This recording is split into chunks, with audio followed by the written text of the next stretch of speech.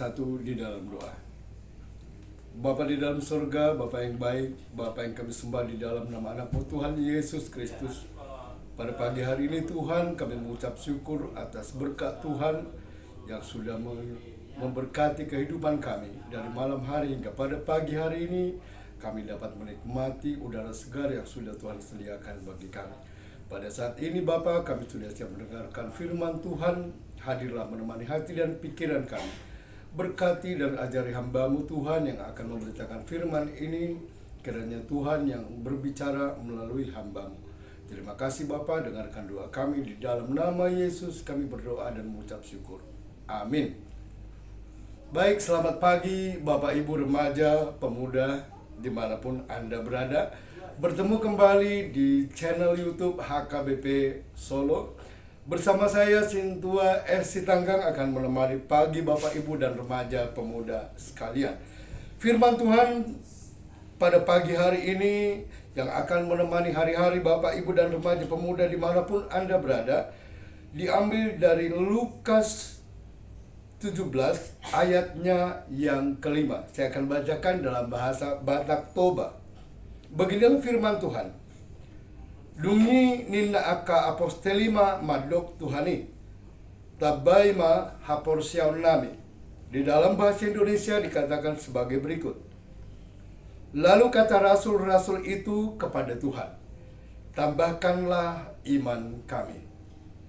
Bapak Ibu, remaja pemuda dimanapun Anda berada, firman Tuhan kali ini sungguh begitu indah. Berbicara mengenai iman. Perikop kali ini berbicara mengenai rasul-rasul Tuhan yang meminta kepada Tuhan untuk menambahkan iman mereka. Tentu satu pertanyaan buat kita semuanya, bahwa seorang rasul dari Tuhan yang begitu dekat, bahkan hidup bareng dengan Tuhan, meminta untuk imannya ditambahkan. Kenapa demikian Bapak Ibu?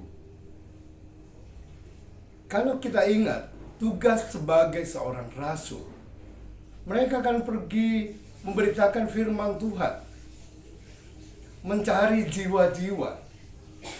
Tentu banyak sekali halangan, rintangan yang akan mereka temui pada saat mereka berada di lapangan, ketika mereka tidak bersama-sama dengan Yesus. Mereka butuh imannya supaya dikuatkan, atau imannya supaya ditambahkan, agar mereka bisa lebih siap lagi untuk pergi memberitakan firman Tuhan. Dan jawaban Tuhan kepada murid-muridnya sungguh luar biasa. Tuhan berkata, kalau sekiranya kamu mempunyai iman sebesar biji sesawi saja, kamu dapat berkata kepada pohon ara ini, terbantunlah engkau dan tertanamlah di dalam laut, dan ia akan taat kepadamu. Bapak Ibu, tentu kita tidak bisa meminta kepada Tuhan untuk langsung, Tuhan kuatkanlah iman saya, atau Tuhan tambahkanlah iman saya. Tiba-tiba secara langsung iman kita akan ditambahkan. Karena firman Tuhan juga berkata demikian, iman berasal dari penglihatan, iman berasal dari pendengaran. Apabila pendengaran, penglihatan kita sudah sempurna, itu akan mempengaruhi tingkah laku kita. Dan tingkah laku kita, Bapak Ibu, itu menggambarkan bagaimana iman kita. Tentunya dalam ayat renungan pada pagi hari ini, kita diajarkan untuk membenahi diri supaya Tuhan menambahkan iman kita. Kita tidak tahu takaran iman itu ada berapa atau bagaimana.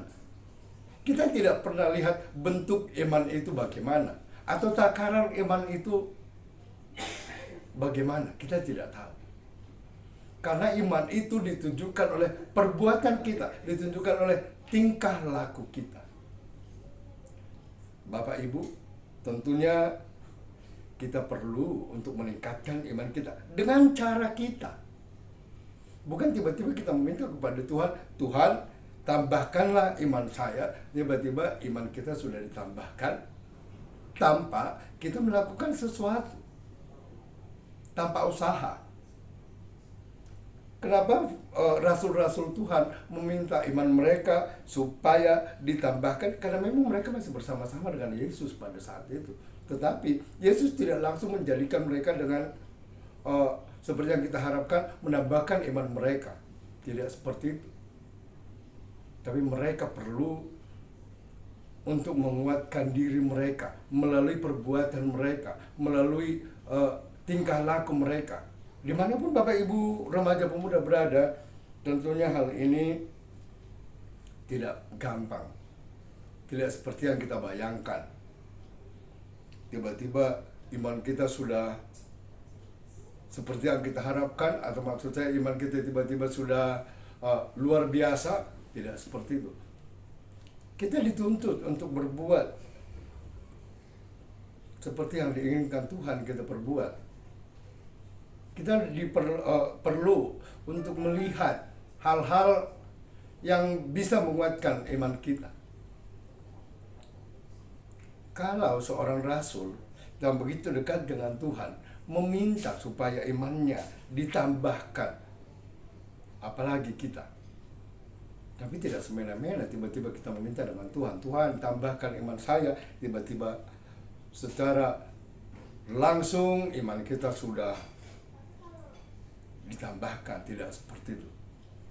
Kita perlu membenahi diri, mengoreksi diri. Apakah iman saya sudah sesuai dengan yang Tuhan kehendaki? Apakah iman saya sudah mampu menjadi senjata saya menghadapi kehidupan di mana Bapak Ibu remaja pemuda berada? Kita bertanya kepada diri kita sendiri, coba, sudah seberapa kuat iman saudara? Bukannya kita harus menguji, maksud saya bukan harus melakukan ujian di mana kita mencoba iman saya sudah kuat apa belum. Tidak seperti itu. Tapi bertanya kepada diri sendiri, seberapa kuat iman saya, seberapa tinggi iman saya. Tapi ada satu pesan yang indah juga buat Bapak Ibu remaja pemuda dimanapun Anda berada, bahwa iman seseorang tidak diukur dengan seberapa pintar Anda. Tidak seperti itu. Iman seseorang tidak diukur seberapa cakap Anda. Tidak seperti itu. Tetapi iman Anda diukur seberapa Anda mampu menginvestasikan kasih Tuhan di dalam kehidupan saudara semuanya. Kita tidak diajarkan untuk hidup sombong. Karena kadang-kadang kita merasa iman kita sudah tinggi, iman kita sudah lebih daripada orang lain. Tanpa kita sadari, itu sudah membuat diri kita sombong. Makanya Tuhan berkata, perlu untuk merendahkan diri. Sebagai hamba-hamba Tuhan, sebagai anak-anak Tuhan, kita diajarkan untuk hidup di dalam kerendahan. Tidak hidup di dalam kesombongan iman. Banyak sekali sekarang ini kita temui orang-orang sudah merasa dirinya lebih hebat dari orang lain, imannya lebih tinggi dari orang lain, tanpa dia sadari bahwa dia sudah dekat dengan titik kesombongan. Padahal Tuhan tidak mengajarkan seperti itu. Tuhan mengajarkan kita untuk selalu rendah hati. Pada saat Bapak Ibu remaja pemuda rendah hati, pada saat itulah imanmu sudah dikuatkan oleh Tuhan. Apapun yang kalian hadapi di dalam kehidupan, di dalam pekerjaan, di dalam persekolahan, bahkan di dalam rumah tangga, apabila kita menjalani dengan rendah hati, maka pada saat itu Tuhan menguatkan iman kita. Tuhan hadir di tengah-tengah kehidupan kita. Intinya di situ Bapak Ibu. Jadi tidak perlu merasa diri kita sudah lebih kuat dari orang lain, atau iman kita lebih tinggi dari orang lain. Pada saat kita merasa iman kita lebih tinggi dari orang lain, maka kita akan menganggap mereka lebih rendah dari kita. Dan itu suatu kesombongan. Tuhan tidak menginginkan hal tersebut. Mungkin Bapak Ibu bertanya, kenapa sampai rasul-rasul Tuhan berkata kepada Tuhan, Tuhan tambahkanlah iman kami. Karena pada saat rasul-rasul masih bersama dengan Yesus, mereka mendapat cobaan yang sangat luar biasa. Jadi Bapak Ibu, apabila kita menghadapi cobaan seperti yang dihadapi oleh rasul-rasul Tuhan, pada saat kita dihina orang, pada saat kita dicaci maki orang, jangan putus asa. Datang kepada Tuhan dan selalu ingat, rendahkan dirimu di hadapan Tuhan, maka imanmu akan dikuatkan. Tetap semangat menghadapi hari-hari dan selalu ingat bersyukur kepada Tuhan. Demikian firman Tuhan buat kita pada pagi hari ini. Kiranya Tuhan menyertai kehidupan Bapak Ibu dimanapun Anda semuanya berada. Terima kasih, Tuhan Yesus memberkati.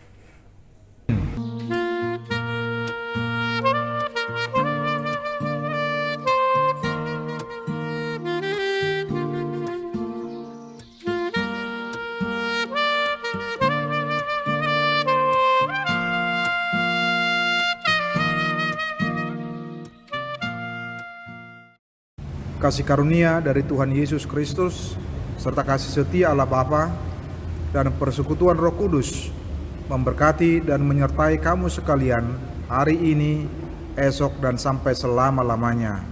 Amin.